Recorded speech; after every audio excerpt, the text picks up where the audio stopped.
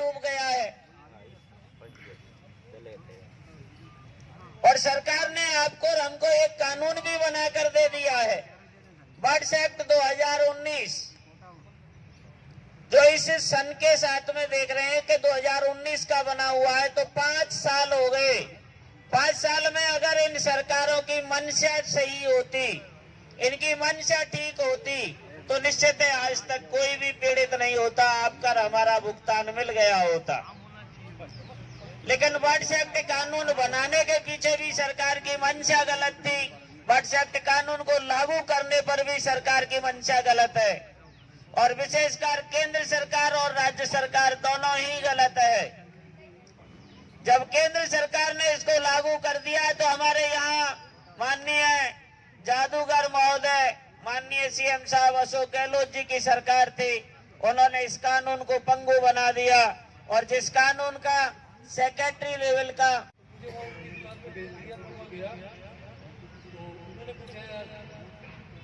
किसके बेटे हो? मैंने उनसे बोला बहुत बड़े हो। अच्छा अरे यार, तो ऐसी बातें लगी। वो बहुत भूल थे उस समय भी, उनकी एज मेडिकल 80 प्लस की गई होगी। तो ऐसी बातों में उन्होंने मुझे कहा कि यार बेटा, ये तो आज सब कुछ हो गया है, वरना एक समय था हमारे पास कुछ भी नहीं। मैंने कहा बहुत ये सब कैसे हुआ? बोले यार कुछ नहीं, हम पहले क्या चोरियां करते थे। हम 2 भाई थे, और उस जमाने में चोरियां क्या करते थे, तो खेत और खलिहान में जाते थे, वहां से अनाज चुराते थे। बोले एक बार मैं गया, हम दोनों भाई गए, और वहाँ पे एक खेत में जाकर के और हमने बोरियां भर ली। वहीं पे रखवाला सो रहा था, वो जग नहीं जाए इसलिए हम चुपचाप भर के और चलने की तैयारी में थे। तो ये जो छोटा भाई है मेरा, इससे वो बोरी उठी नहीं। तो जब ये नहीं उठी तो मैं भी परेशान किया, ये जग जाएगा, ठीक है तो चल रहा है अपने को। तो बोला मैंने कुछ नहीं किया, वहाँ एक लट पड़ा था, मैंने मुझे रखवाला था, उसी को लट मारा, और उसमें इसमें इतनी ताकत आई कि ये बोरी उठा करके मेरे आगे भग गया। ये बात मैं क्यों कहना चाह रहा हूँ, क्योंकि हमारे जो निवेशक है वो साथ हैं, और वो उनसे तो हमें उम्मीद भी नहीं करनी चाहिए। जिनसे उम्मीद करनी चाहिए थी वो है एजेंट, जिन्होंने अभी कट्टा का एजेंट का काम किया। अब ये बात मैंने आपसे क्यों कही, क्योंकि जैसे उन्होंने उनको लट मारा और उसकी धमक से वो बोरी उठा करके चल दिया, उसी तरह से अब हमको भी वही करना पड़ेगा। हमें क्या करना पड़ेगा, हमें निवेशकों को जाकर के कहना पड़ेगा पकड़ो अपने एजेंट को। फिर वो एजेंट कहाँ जाएगा, फिर वो ढूंढेगा मैं कहाँ जाऊँ, मुझे कहाँ पे अपनी रक्षा होगी, फिर वो आएगा और तब जाके सक्रिय होगा। अभी वो ये सोच रहा है कि यार सिर्फ 14 में नहीं जगाऊंगा, ये हमारी बहुत बड़ी भूल है। अगर कोई एजेंट ये सोचता है कि मैं अपने निवेशकों को नहीं जगाऊंगा, ये उसकी बहुत बड़ी भूल है। उसको चाहिए खुद भी जगह और अपने साथियों को भी जगह है। तो इसमें कोई दो राय नहीं है कि हम जितनी चाहते हैं उससे दोगुनी भी भीड़ हो देंगे, पर अपने में ताकत नहीं है। मैंने ये देखा कि अपने में ताकत नहीं है कि भिड़ जाओ उनसे कि भाई क्यों नहीं, आप क्यों परमिशन नहीं देते हो, और अगर आप परमिशन नहीं देते हो तो हम कानून हमारे हाथ पे लेते हैं। 10 बार दे वो परमिशन, पर आज दिन तक परमिशन नहीं मिली है। वो बेचारे जो भी लोग यहाँ बैठे हैं, एक जरा सा वो चद्दर वद्दर बांध के और उसके नीचे बैठे हैं। क्यों टेंट लगाने की परमिशन नहीं है? क्या बीजेपी पार्टी हो या कांग्रेस पार्टी हो, वो मुख्य है हमारे देश की? क्या वो देती है चंदा, वो देती है उनको टैक्स वगैरह? टैक्स तो हम जनता मिलके देते हैं। तो आप सोचो, अगर एक बाप बदमाशी करता है तो उसको पुलिस पकड़ के ले जाती है, क्या उसकी दुकान के ताले लगा देती है? क्योंकि उसका परिवार भूखे मर जाए, उसके बेटा होगा वो संभालेगा उस दुकान को। इसी प्रकार अपने साथ में अन्याय किया है इस सरकार ने। कोऑपरेटिव बंद कर दी, ताले लगा दिए, प्रमोटर को जेल में बिठा दिया, या सड़क पे घूमने के लिए छोड़ दिया। क्यों? जनता ने क्या किया? पहले उनको थाने में ले जाने के पहले, जेल में ले जाने के पहले सबका पैसा दिलाते वो, फिर उसके ताले लगाते हैं कि भाई आगे धंधा नहीं करोगे तुम चोर हो। पर ऐसा नहीं किया सरकार ने। सरकार ने जनता को उनसे तो पैसा खाया कि तुम हमें पैसा दे दो और बैठे रहो जेल में ताकि तुम्हें कोई मारेगा नहीं, और जनता को भीख मांगने के लिए मजबूर कर दिया है। ये सरकार जनता की नहीं है, ये अपने घर भरने के लिए है।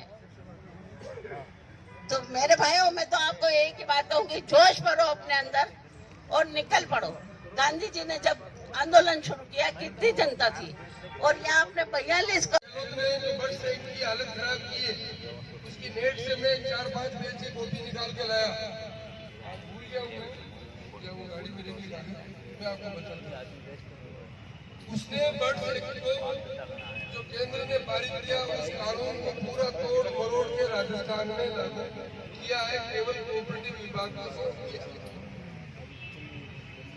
अब क्यों लेगा वो कलेक्टर आपका आवेदन?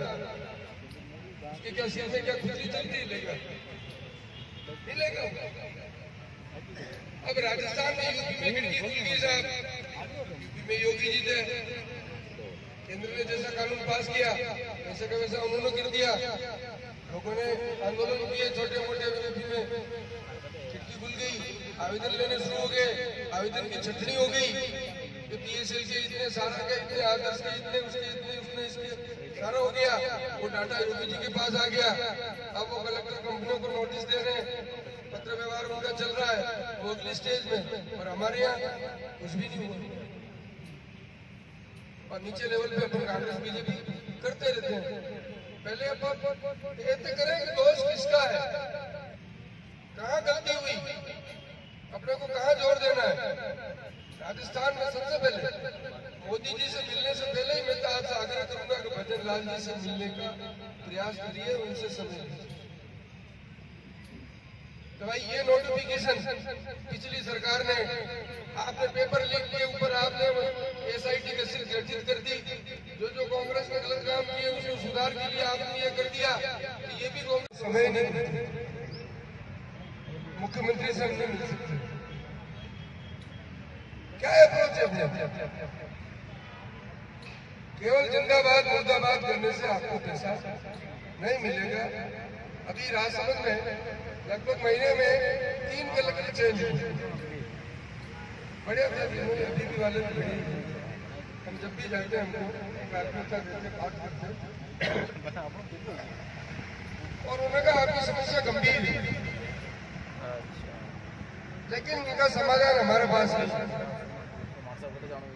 हम उनको किताब लेके गए, साहब ये बर्ड सेक्शन इसको लागू करो। तो वो एक ही बात है, हम तो नौकर हैं, गुलाम है, गवर्नमेंट से ऑर्डर करा दो, हम आपसे खिड़की से। जब कलेक्टर ने ये बात कह दी, फिर उस कलेक्टर को रोज पर्चा पकड़ना, रोज पर्चा पकड़ना, क्या रेस्ट ऑफ टाइम, मेरी परिभाषा अपने को रास्ता बदलना होगा। उन्होंने भी यही कहा, आप इन MLA, MP और मंत्रियों को पकड़िए। इस समस्या का समाधान राजनीति से, कूटनीति से क्यों नहीं नरेंद्र मोदी से मिल सकते, क्यों नहीं भजन लाल से मिल सकते। हमने क्या प्रयास किया? चिट्ठी लिख दी साहब, आप इतने VIP को आपको टाइम दे देगा वो मोदी।